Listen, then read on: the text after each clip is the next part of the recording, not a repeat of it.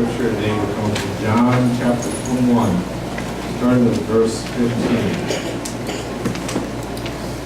This is what God's word says. When they had eaten breakfast, John asked Simon Peter, "Simon, son of John, do you love me more than these?"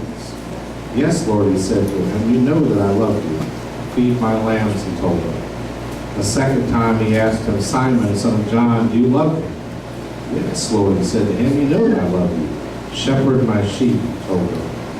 He asked him the third time, "Simon, son of John, do you love me?" Peter was grieved that he asked him the third time, "Do you love me?" He said, "Lord, you know everything. You know that I love you. Feed my sheep," Jesus said. "I assure you, when you were young, you would tie your belt and walk wherever you wanted, but when you grow old, you will stretch out your hands and someone else will tie you and carry you where you don't want to go." He said this to signify by what kind of death he would glorify God. After saying this, he told him, "Follow me." You may be seated. Today's sermon is entitled, "It's Not Over." Peter is always in picnics. Two reasons: A, of his namesake. My parents named me Cephas because that's what Peter means in Aramaic, Cephas. John 1:42, where Jesus said we will be called Cephas, which is interpreted a stone, which is where my family got the name from.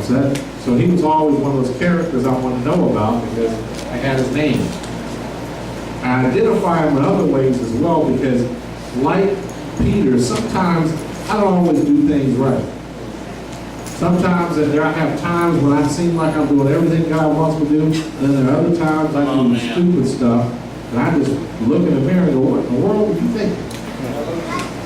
And Peter was like that. When I read about Peter, I hear, Peter owned his own business. That means he had servants. He had people working for him. He was married, but he's also outspoken. He was always the first one to speak up. Y'all know that, we all know folks like that. Yeah, I'm guilty of that. He'd always say what's on his mind. That was Peter. He'd always tell people that. He walked on water. Yeah.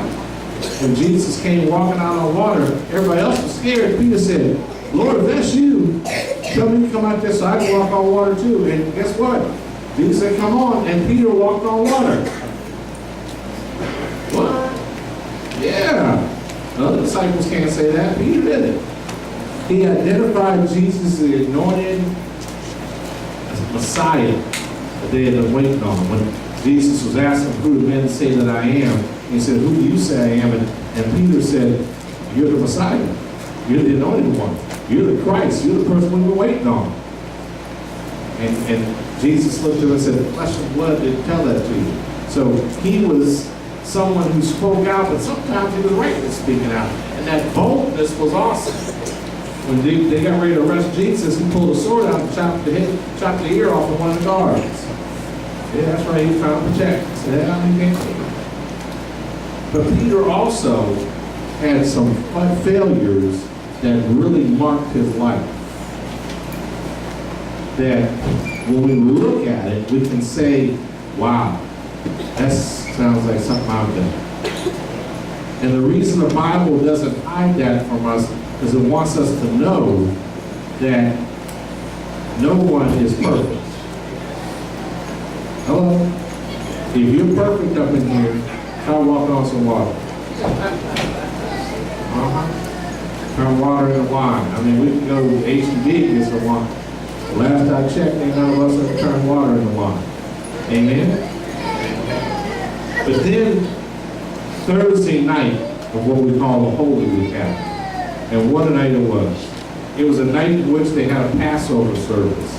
They sat and they ate Passover. And imagine this, on Sunday before, Jesus had come in on the donkey, and he was just riding in, and people were saying Hosanna. And boy, if you were a disciple, you were feeling pretty good. Yeah, everybody's recognizing, yeah, we're serving the king. All the neighbors, y'all thought I was crazy the last 3 years, following this guy around, How you like me now, Yeah, I'm trying to hook you up, when he takes his throne. I might try to, hey, wouldn't you have been doing that? You walk behind the man as a king. Everybody's recognizing him as the king. And Thursday, when you're doing Passover, you're just waiting for it. Okay, he getting ready to take over the kingdom now. This is going to be something else. And so Thursday night they have the Passover, and Jesus changes the Passover. And they're like, what's he doing? But you know, Jesus changed things all the time. So, all right, we're with you, God, whatever. And then Jesus says these words from Matthew 26:31. Tonight all of you will run away because of me, for it is written, I will strike the shepherd, the sheep of the flock will be scattered. But after I have been resurrected, I will go ahead of you to Galilee. Guess who speaks up first? Peter. Peter told him, even if everyone runs away because of you, I will never run away. That's pretty bold, isn't it? And Jesus said, I assure you, tonight before the rooster crows, you will deny me 3 times. And Peter said, even if I have to die with you, I will never deny you. And all the other disciples said the same thing. So they were all, no, we got your back, man. How many of y'all been in a situation where somebody said, we got your back? They don't mean what they really mean is they're way back. Way back.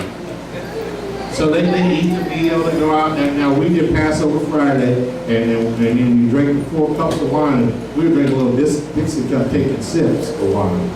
Imagine drinking 4 cups of wine, eating all that food, and then Jesus says we're going to go to the garden and pray. Oh man, how many of y'all are just, I think I'm going home, because I'm tired, feeling a little buzzed, I'm feeling good, because it was wine. It wasn't grape juice, y'all. It was wine. And so they start falling asleep while he prays. Now we criticize them. And I've seen preachers get up and just, oh man, disciples, but how many of y'all would be able to stay awake 2 o'clock in the morning? After eating a big meal and drinking 4 cups of wine? Huh? Some of y'all were in the club, y'all be asleep. I know that's at church down the street. None of us have a win club.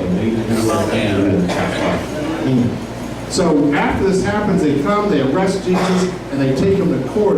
And because John is a son of a prominent man, Zebedee, they get to get inside. He and Peter get to get inside the court. And in the court, Peter's watching what's going on. I talking to John and everything, and Jesus can see them and hear what they're saying. Here's what happens. Now Peter was sitting outside in the courtyard. A servant approached him and she said, you were with Jesus in Galilee too. Hey, I saw you at the greater wedding. And you know what Peter said? He denied it. I don't know what you're talking about. Oh no, I ain't never been to that church. They're crazy up in there. Shouting and getting healed, set free. Oh, I can't go there. And when he had gone out of the gate with another woman, that's something you start getting caught up in. Another woman saw him and told these things. This man was from Jesus the Nazarene. No, I saw you. That Pastor Martin, that crazy pastor? Yeah, you go to his church. And Peter said, I don't know the man. Now mind you, Jesus can hear this. And a little while he's standing there by the fires, kind of chilling, another person came up and said, you certainly are one of them. You even got that Gonzales accent. And Peter started to curse and to swear and said, I do not know the man. And immediately a rooster crowed. And the word says that Jesus looked at Peter, and Peter walked out and cried. Probably went home. Defeated. See, when we mess up in church, sometimes it's hard to find forgiveness. And Peter probably thought that it was over for him. He probably thought, well, you know what? Man, I told God I wouldn't deny him, but I sure enough did. I was sad the next day when he and his family would pass over, crying.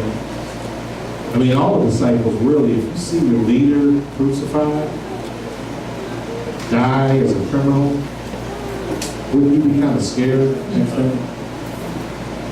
Kind of hiding? All back, kind of, chin, go back to see me. Hoping they don't remember I was with that crowd. That's what's happening to Peter and the disciples. They thought it was over. They had forgotten what all that Jesus said, but they thought he was going to come and be this great king, and we're going to take over and rule the world, and he's dead now. What do we do now? What do we do when what was so important to us is no longer here? I gave up my business. I gave up family. I turned my back on friends to follow a man who's no longer here. What do I do now? That happens in church sometimes too. We'll mess up and come to church and we start looking around and we're looking at them.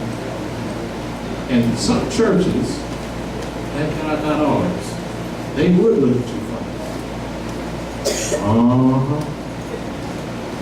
Yeah, you know what he was going around. I always wonder how they do it. They probably up in there too. That happens. Y'all know what I'm talking about? See, church sometimes we should be finding grace and mercy, but we don't find grace and mercy. What we find is judgment. People look at us strange, talk about us, and say things to us because they don't understand God. Oh, that's what I'm calling out. Because Jesus didn't approach it that way. Jesus rises up and has an angel give a message. Hey, tell my disciples and Peter also to meet me over here. And Jesus shows up. And Peter's there with him. And I'm sure Peter was like, okay, I wonder when Jesus is going to talk to me about what I did. So Jesus appeared the first time, didn't say nothing. Ooh, Peter probably went home. And I'm sure that Jesus didn't talk about that. Second time Jesus comes up. Peter's waiting. He hasn't said anything yet. Because I'm sure he's waiting for Jesus to say, you know what? You need to get on out of here. Isn't that how we do it?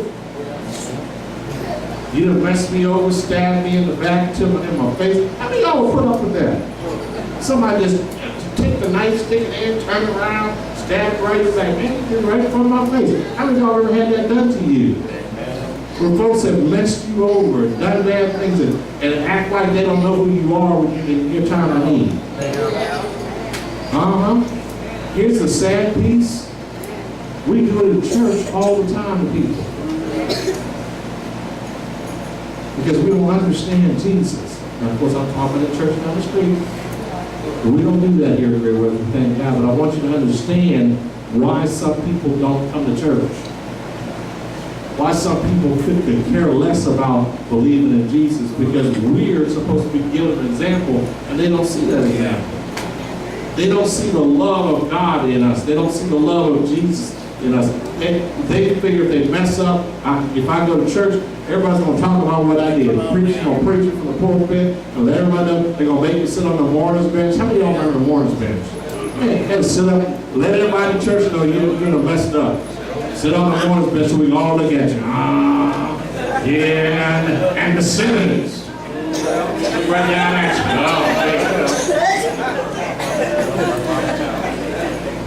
Man. Before we got a little free from church, everybody had to go to church because it was run by the government in Europe. Thank God in America, we let people run away from church. Oh, I got to get out of here. But think about that. I remember the mourner's bench. I used to always wonder, how come we try to sit on the front row? No, y'all can't sit there. That's the mourner's bench. What does that mean? Well, that's if you've been in sin. And look, I'm like, wait, what? So if I go out and mess up, I got to sit over here and let y'all all put it. I can't just ask God, forgive me. No, we all got to judge you for it. Because, you know, we're all perfect. You know, I wasn't at the liquor store, not sure. I wasn't out clubbing and dancing. At least I'm not convinced that. You sinner.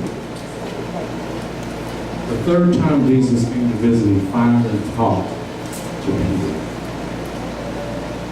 And I'm sure Peter was just waiting for the hammer to fall, waiting for the whole, you're done, it's over, you're not going to be part of what this. Good, that came along for 3.5 years, but you're not part of this. And Jesus came to him. He didn't condemn him. He didn't judgment. He didn't chastise him. He didn't yell at him. He didn't say you're going to be on probation for 6 months until we feel you're ready. He didn't say, yeah, Y'all, I thought y'all had my back. You don't read that anywhere. You, Peter, you of all people, you walked on water. And then you get up here and you deny me 3 times? Now, what was that all about? He didn't do that. He said, do you love me? What a strange question to ask somebody. What do you mean, do I love you? Yeah, that's why I'm here. And he gave him an assignment. What? He gave us, he said, hey, I still got plans for you. I still have something I need you to do.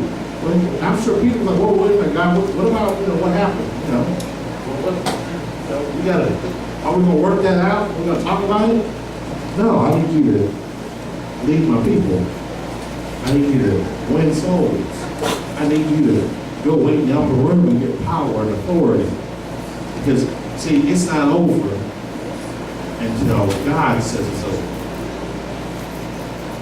See, we'd have said Peter's life was over. Think about what's happened in ministry. Ministry people who fall. We don't ever give them a second chance. Now, we love comeback stories except the church. We do. And we hear about the comeback. We're all rooting for Tiger Woods right now. I hope he comes back to Masters and does his thing. But let a pastor fall. Come on. Oh, we don't even want to hear him. Well, I'm going to hear the Negro break. Who do you think they are? You know, sing a song. What they believe. But that's not the way church is supposed to be. Because it's not over till God says it's over. That means no matter what you've done, no matter what you're doing, if you follow God, it's not over. I don't care what your friends say, your family says. I don't care what your boss at work says, what a lawyer may say, what a doctor may say. It's not over until God says it's over. So if you haven't heard from God, it's not over. I don't care what you've done. I don't care how folks look at you. You walk with your head high knowing I follow Jesus, not you. It's not over. God still has work he wants to do with you. He still has things he wants you to do. It doesn't matter what your background is. It doesn't matter what you may have done. Just ask God to forgive you and God will lift you back up. He'll reinstate you and say, keep moving forward because I got something I need you to do. Less than 2 months later, Peter would get up and give a sermon and 3,000 people came to God. 3,000 people. That's God. We serve a God of second and third and fourth and fifth chances. I can't tell you how many times folks told me, your ministry's over, you might as well, because I can mess up. They start, you will sit you down for 6 months and beat you up for 6 months, make you feel horrible, and oh man, you ain't ever gonna be. I had a pastor literally tell me this in 1992. Your ministry is over. God is never going to use you. Told me this because I was ready to come home, Phoenix to Seattle. He said, I don't know, you may die on the bus trip to Seattle. I'm telling the truth up in here. Come on. I was scared. And I called my mother. My mother said, I don't care what that person says. You get on that bus, you come on home. Jesus isn't done with you yet. Come on. And here I stand. Amen. Oh, it wasn't over.